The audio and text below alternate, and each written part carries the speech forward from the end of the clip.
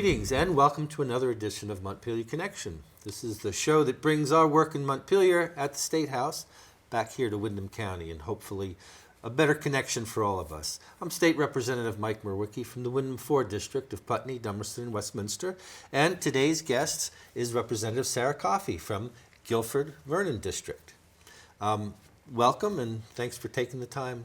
It's great to be back here, Mike. Thanks for inviting me. Well, you bet.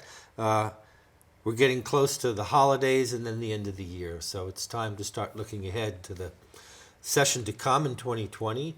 And we've been out of session now for several months. How does it feel to have your feet back on the ground here at home? Well, it's great. You know, the last time I was here it was right after we had wrapped up the session, and so now we've been 5 months back home in our home districts, and I really love being back home, feeling like I get my grounding back. But also this over the last 5 months, we've been doing a lot of talking with constituents, meeting one-on-one, groups and meetings, and it's so important and vital to our work to be able to carry those voices forward. So, my two towns have a lot of farming families. We have the decommissioning at Vermont Yankee, but also, constituents oftentimes are reaching out because they need to connect with resources better. So that's, I feel, an important part of our work too. So, we're gearing up, and I'm excited to talk to you about a few of the things that I've been involved with.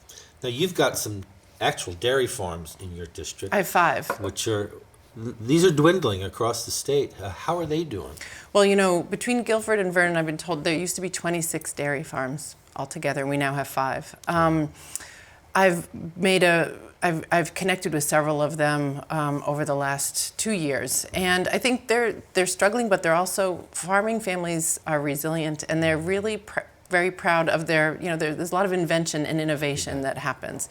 So the Miller Farm in Vernon is doing some really interesting work with Stonyfield yogurt, and the Franklin Farm has always, in Guilford, was a beloved farm of ours, along with the Clark Farm. So, folks are struggling, but I think they're saying they're doing okay. They have some concerns about some of the decisions that we make up in Montpelier. Yeah. I know there's some talk about Vermont trying to help right-size production levels. Yes. So hopefully that would help with pricing.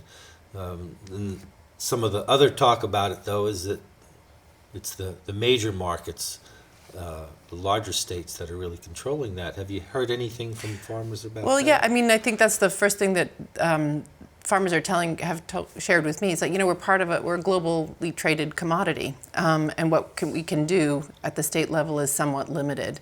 But there are, I went to the Windham Farm Bureau meeting a few weeks back, and the folks there who are participating in that are eager to participate in this idea, so that there's not a flood of milk on the market, because the purchasing of milk is decreasing. But we are seeing where farmers do a value added, which means taking that milk and turning it into something else. That's where Vermonters are coming out ahead.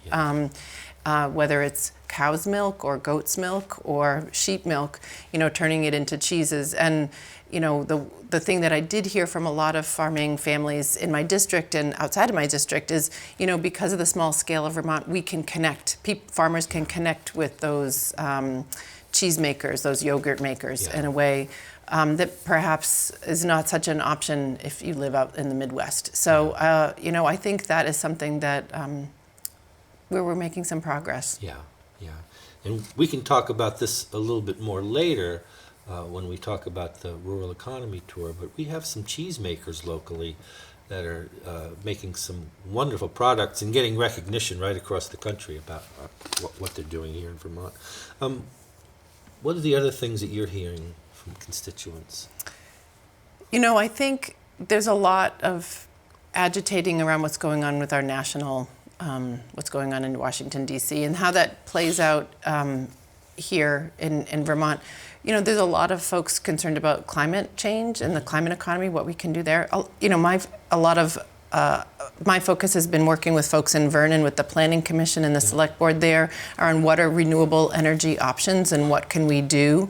I brought together a group of what I call resource people from the state and legislators, about, there's folks want to participate, and how can we address some of this? So I hear a lot about what can we do to reduce our greenhouse gas emissions, and what can we do as policymakers to help move towards renewable energy.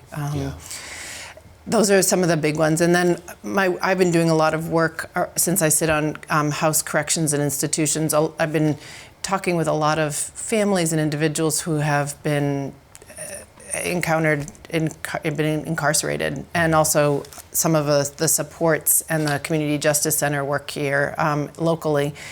So I've been doing a lot of digging in on that, visiting, talking with people. And what's interesting is during the off session, there's big work being done. We talked a little bit about this last time with Justice Reinvestment going on with the Council on State Governments, with the 3 branches of government. And what there are reports that have been reported to the Joint Justice Oversight Committee in October and November, and what they're doing looking at all of our systems. And it's not a big surprise to me, some of the things that are coming out, because the things that I'm hearing on the ground from people about how difficult it can be to access services, to understand the system, is being demonstrated through this data mine. And to me, that's a good thing, because that means this work is going to really inform some of the things that we can do to make the system more equitable and more efficient, and for our state workers and state employees, as well as the people who go in. So those are the big buckets of things that I've been working on. And clean water is the other thing that I've been hearing from folks. Yeah, and I've been hearing from constituents about some similar things, but also about healthcare, and especially the cost of prescription drugs. Heard from a constituent, I didn't realize there were so many options for people who have diabetes, but what's being covered now, the price for insulin is just really shot up. And this seems to me like something we really need to look at. If anything was essential to people, somebody with diabetes, it's being able to access. Are you hearing from people about prescription drugs? I'm not hearing as much about prescription drugs, but I'm hearing about the cost of healthcare. And I'm hearing from workers, employees, and employers. Employers are feeling a bit of a stranglehold. They want to increase their employees' wages, and they really the cost of healthcare. And we heard this a lot. I hear this a lot. A lot of my constituents are working what we call the gig economy. So they're self-employed, and so their health insurance costs are really kind of through the roof. And so I feel like that is really impacting how we can grow our economy, but in southern Vermont. And the other piece of it has been access to affordable housing. And when I say affordable housing, I think there are lots of different tiers of affordable housing. So when folks are looking to relocate or hire employees to come here, so our Main Street kind of businesses, these are folks who are making above minimum wage. They're having some challenges. So, and then we see, one of the things we've made reference to this rural economy tour that I organized. What we saw is when communities are investing in housing, how that is strengthening whether they're village centers or downtowns, that is how it really has an impact. So housing is something that I'm hearing a lot about as well. And I think that's something where we can do something to impact that, whether through a housing bond or whether it's through giving the Vermont Housing Conservation Board its full statutorily mandated 9% property transfer tax. Yeah, I know this is something that we recognize across the board. There seems to be consensus that housing is an inhibitor. The lack of housing is an inhibitor on our economy right now. Yeah. It's hard to attract people here if finding housing is such a problem. And I think we can segue into the rural economy tour by mentioning that this was also very much a big concern of Paul Brune, who unfortunately passed away recently, and his leadership at Vermont Conservation and Housing Board and through the Preservation Trust has had wonderful lasting effects And he recognized the need that for both conservation, for preserving our downtowns, and how this is how we're going to keep Vermont and grow Vermont in the way we want it. And Paul was part of the catalyst for your tour, right? Well, yes. I mean, let me back up a few steps, because you know Paul through Putney. Paul Brune, the founder and executive director of the Preservation Trust of Vermont, did a lot for Putney. He's done a lot for communities throughout the state, and I loved saying every wonderful project has a thread that goes back to Paul Brune. So I'm a member of the Rural Economic Development Working Group. It's a group of tripartisan group of legislators that focus on the rural economy and rural economic development. And so towards the end of the session, when we were thinking about what we might do in the off session to come together, and I suggested organizing a listening tour, and I suggested organizing a listening tour that would come to southern Vermont, because as you know, our constituents are at a great distance from Montpelier, and sometimes we don't, we're not. It's harder to give testimony if you're coming from the Windham County. So I definitely had an agenda of bringing folks down this way. And with my work with Vermont Performance Lab, we did this. We put people on buses, and we had a performance club. And I think getting people on buses goes back for me till I was in 7th grade. I did this kind of stuff. But anyway, Paul Brune in Vermont was really known for his bus tours with the Preservation Trust. He'd get his board on a bus, and they do an overnight and as a retreat, and to listen. And so I went to Paul with this idea, and he immediately jumped on board. Because I was asking him for advice, and then I said, hey, you want to help me do this? So.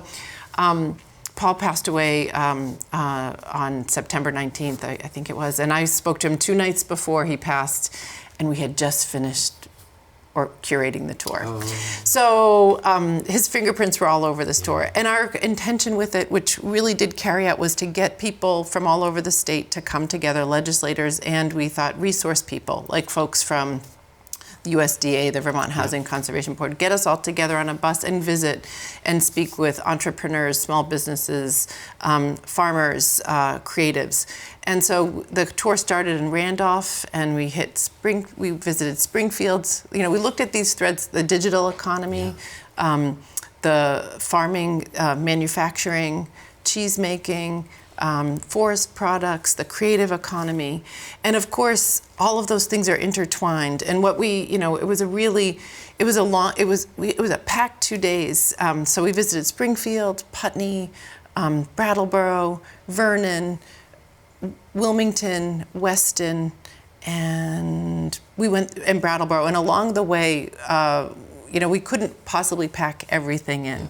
But you were at one of our stops in Putney, and there were a few things that really came through. One is the strength of the Vermont brand, and which is a real positive, and that we heard from people that access to legislators and access to state government was really a positive, and it made Vermont a good place to do business. And that the things that we heard about were the inhibitors, access to workforce, and a lot of that had to do with housing, and the continued importance to build broadband and connectivity was really important. And there were some real concerns that we heard about. We know that Act 250 is going to be discussed in the legislature, after 50 years, what can we improve? And there were some concerns about over-regulating, that can be an inhibitor. I'm certainly hearing the same thing too, that we can continue to protect Vermont, but especially for small businesses, they need some help. Yes, and to streamline the process, to make it predictable, to make it, possible for smaller businesses to do this. Because right now the feeling, and I've seen it working on a community project, it takes a lot of know-how and a lot of professionals to help you get through that process. And for some smaller businesses, that really just tilts the playing field away from them. So we heard that loud and clear, and that I want to let folks know who weren't able to be part of this tour. We are having a hearing up at the State House on December 11th from 6 to 8 p.m. And written testimony can be sent in, and I'll I can share that that info on a number of community forums. But I feel like it's really important for us to be listening to our communities. And it also, the tour really illustrated where there has been great community leadership, that resources flow into those communities. And so when there's great organization in a community, that those resources come in from we see the fingerprints of USDA, the Agency of Commerce and Community Development, helping with tax credits, preservation money, and it's a really wonderful, it's wonderful to see, the meeting of these resources. But we know we're seeing it all over, the consolidation, with our hospitals, with our schools, and how that's going to affect these small businesses. I feel like there's a lot of nimbleness and flexibility and creativity,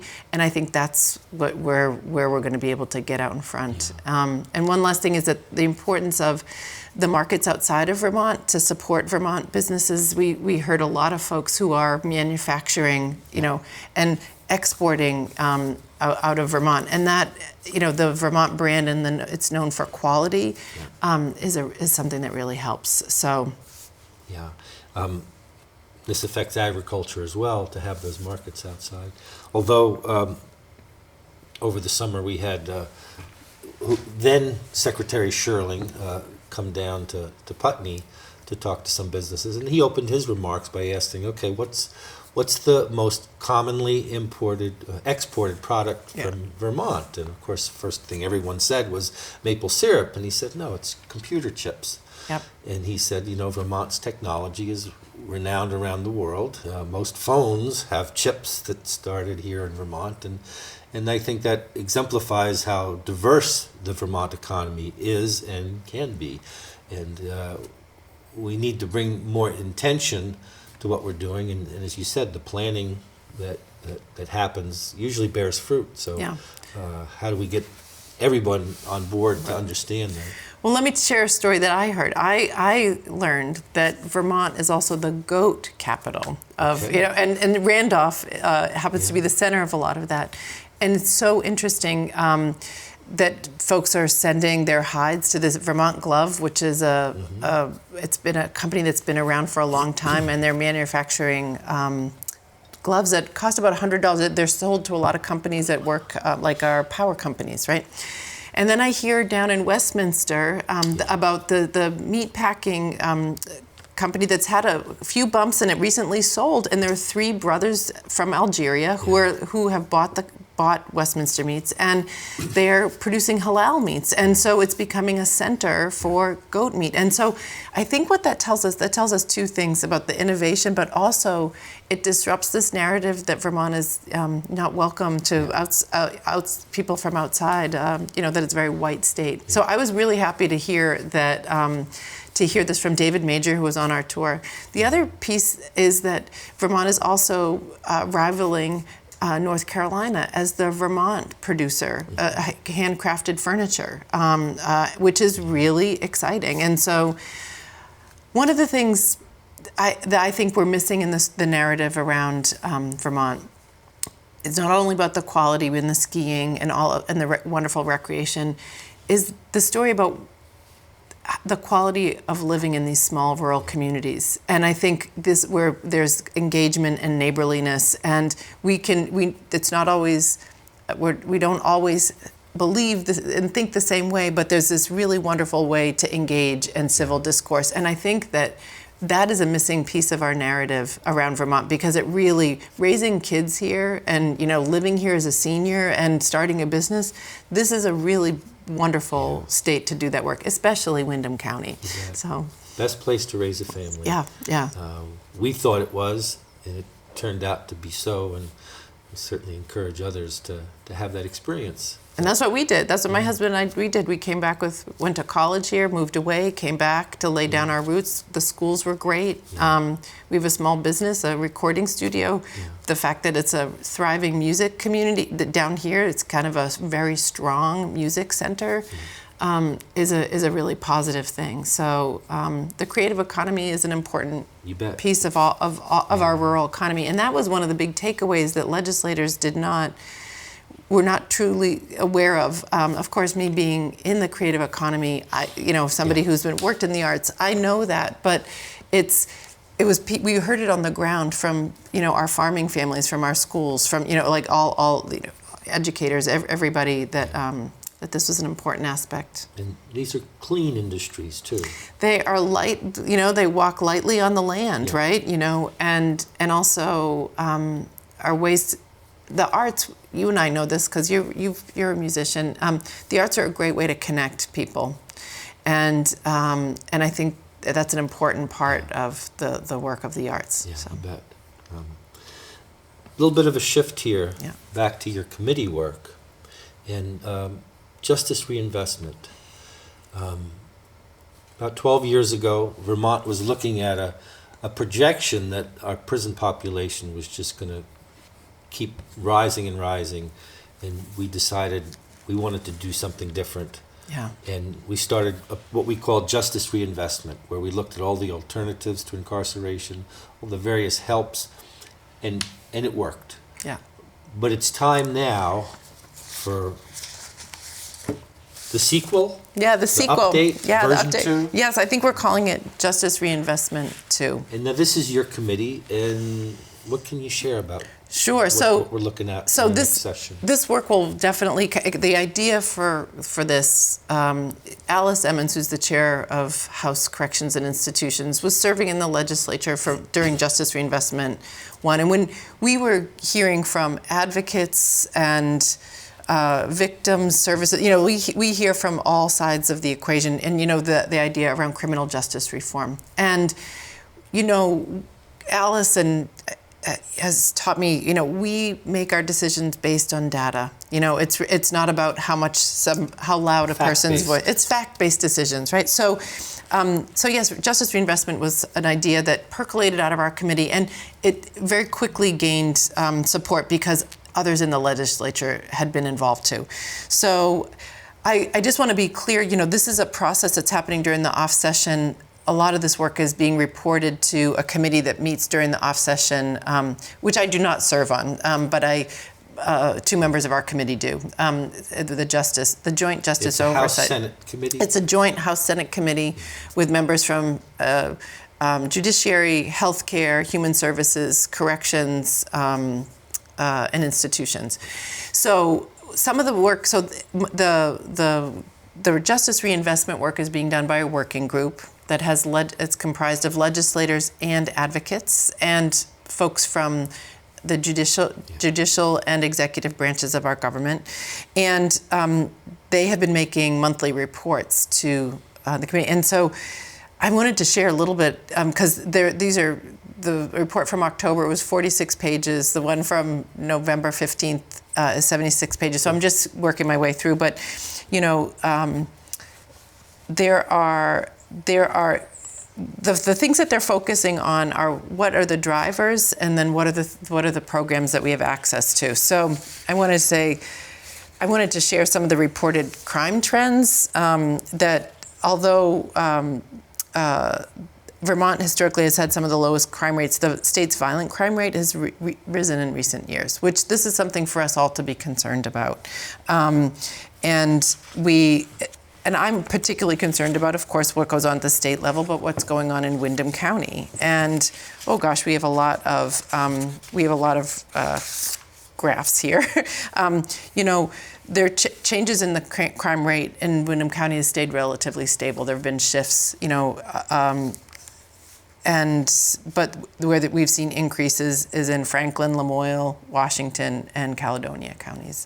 And I think the initial analysis provides an important understanding of who is moving through our criminal justice system and ensuring that evidence-based policies and practice are in place to achieve best results. So all this to say is I think our philosophy around what are the programs that are needed in incarcerated settings are changing. We're doing a good job in diverting people from going into our facilities, but what justice reinvestment is revealing is that we have a very, I think, overly complicated system in terms of what the different, I could get in the weeds here, but what are the different levels of supervision. You know, people are in our facilities and then they're out on furlough or parole and probation.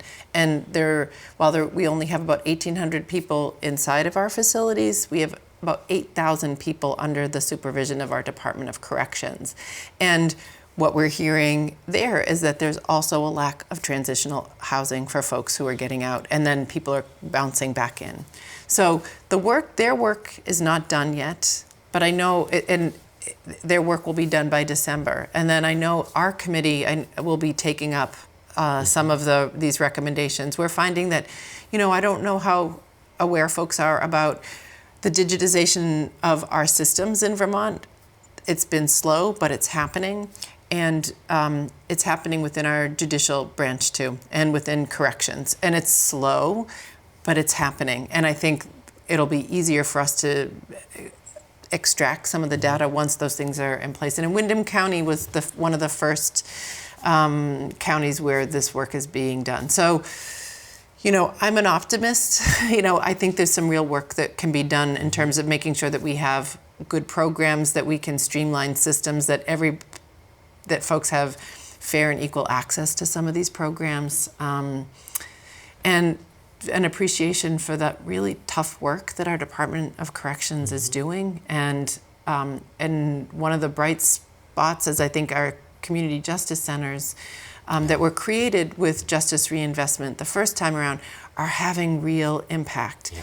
And I think the changes are one person at a time, and we are having some impact. And we need to continue to adequately fund those programs so that they continue, and the data is supporting that's seeing the positive results of the work that's happening with our community justice centers and the programs that are funded through the Attorney General's office, around diversion. And so in the minute we have left, if people want to weigh in on this process or just get in touch with you in general, what's the best way to get in touch with you? So the best way to get in touch with me is email, for sure. And my legislative email is the best, scoffey@ledge.vt.us.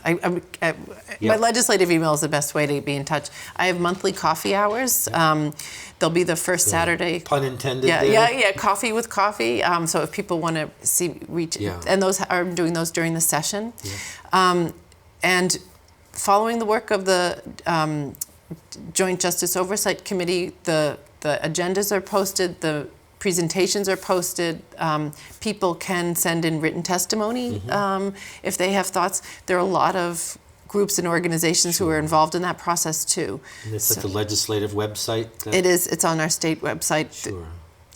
Under the Joint Justice, under the Joint Committee section. Yeah. Right.